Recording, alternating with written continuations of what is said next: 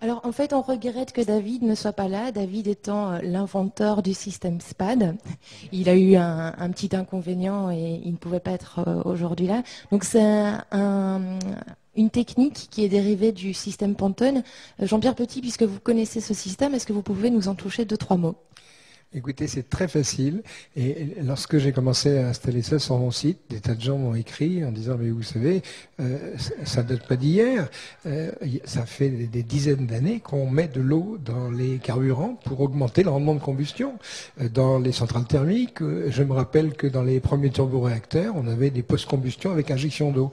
Alors à ce moment, on se dit, mais pourquoi est-ce qu'on met de l'eau dans un carburant comme ça? À quoi ça sert?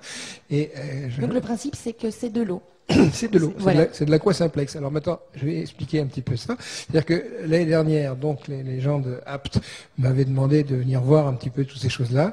J'ai pu voir des appareils en fonctionnement. Je me rappelle que j'étais extrêmement surpris de voir un système qui avait été monté sur une Mercedes à diesel.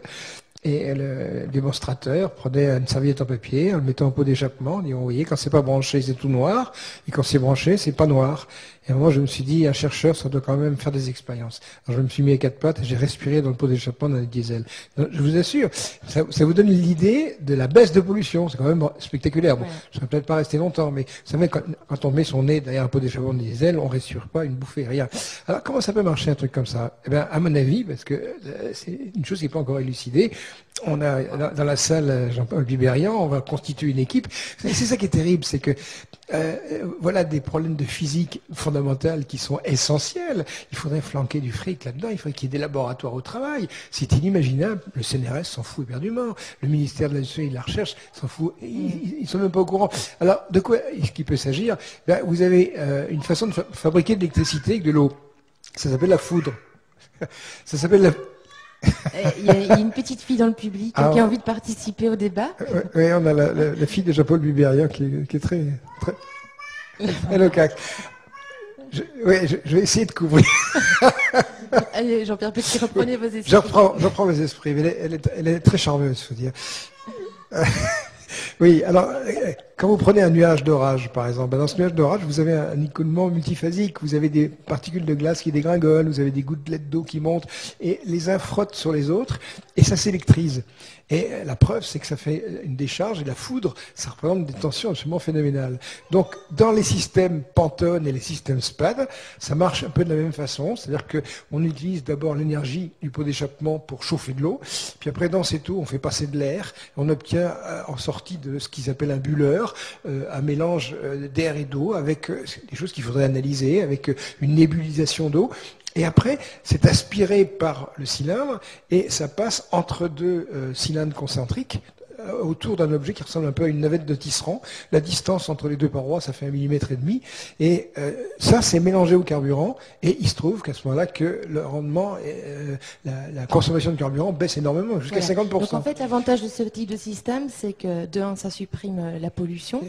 Et deuxièmement, on réduit la pollution. bien sûr. Un rendement Mais c'est ce que j'allais énergétique vous dire, incroyable. c'est parce qu'en fait, c'est vrai que jusqu'ici, on considère que les énergies renouvelables, et en tout cas les biocarburants, pourraient être une solution alternative au pétrole. Mais par contre, là où c'est un peu plus contesté, c'est que effectivement, parfois, ça peut polluer autant.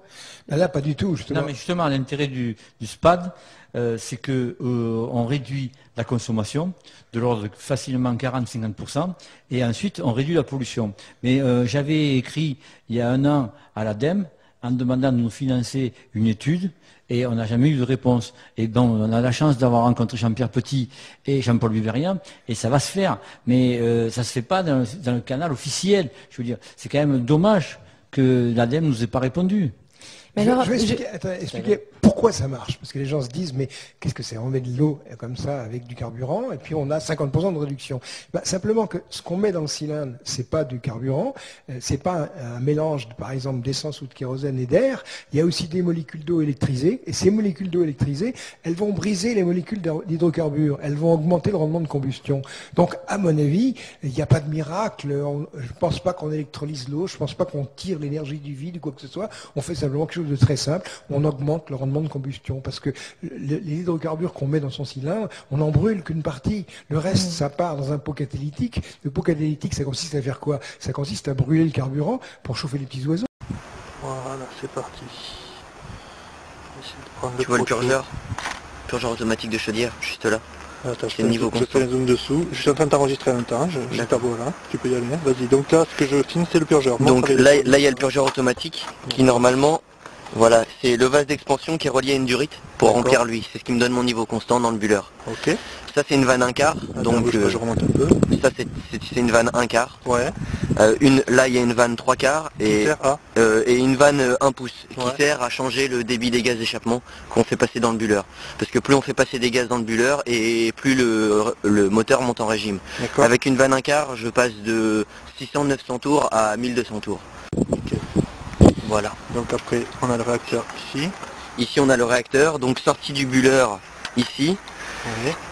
On passe dans le réacteur où il y a la tige et l'espace annulaire d'1 millimètre. Là, il y a la sortie du réacteur directement à l'admission d'air. Bouge pas. Où il y a un petit morceau de 15-21 taillé en biseau pour créer une dépression. Et faire en sorte que l'admission aspire plus. Plus tard, l'admission le piquage devrait arriver comme ça, pour qu'il y ait encore plus de dépression et plus d'aspiration dans le réacteur. Ok, ça marche. Je fais un petit truc sur l'échappement.